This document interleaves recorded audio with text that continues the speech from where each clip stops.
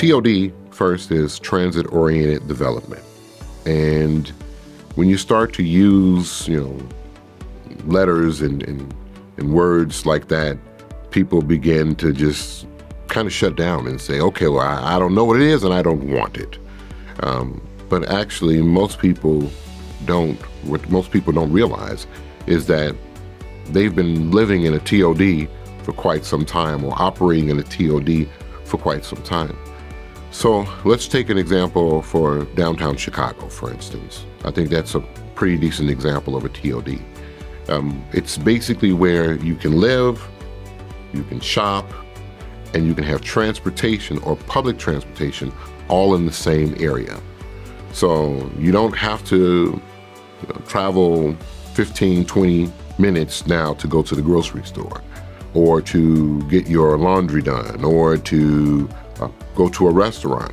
It's in your immediate area, usually within walking distance. If you're going to use transportation, the necessity for a car isn't there, or it isn't there as much. And so a transit-oriented development, when you look at it that way, then it starts to make sense.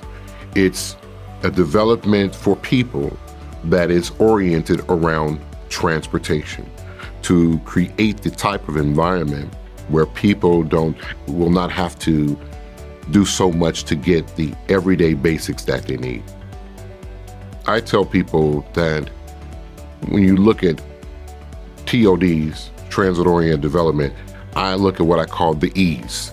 So you have to have the laundries, the groceries, the pharmacies, the eateries.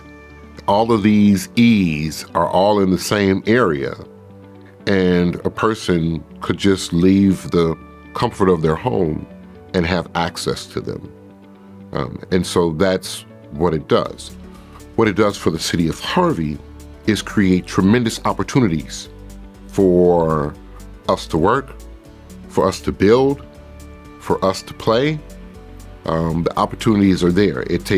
It creates opportunities for investment, because, to be honest, Harvey has been a city that has been a victim of disinvestment for at least the past 30 to 40 years.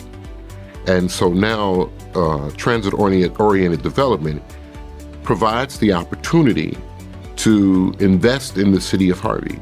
And just to give you an example, recently we announced a $70 million project, which is a collaboration between Pace and Metra to build a new Metra and Pace station.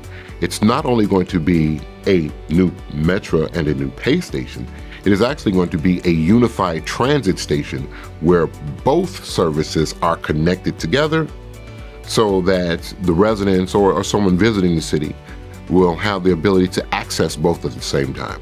You don't have to go from Metra and then walk down the street to get to the Pace or vice versa. It's all right there. I mean, one-stop shopping in your transportation. And I'm pretty sure as we develop it more, it's going to open the door for those last miles, such as Uber and Lyft and Divx and things of that nature, to try to get people to where they need to go. But that's a $70 million investment. When is the last time someone invested $70 million in the city of Harvey? I probably wasn't born. It would be so nice to just come downtown Harvey with nothing to do and just sit on a bench and watch the people. And then all of a sudden you have a friend that you see and you, hey, how you doing? And that person sits down and you guys watch the people together, talk about the Cubs, talk about baseball in general, talk about how the city has changed, how the people have grown, talk about your grandchildren. That's what Harvey used to be.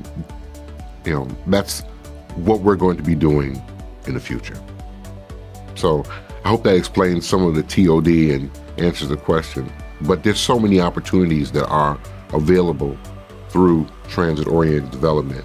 that it's the type of development that will take the city of Harvey and improve it now and lay the ground for much more improvement in the future.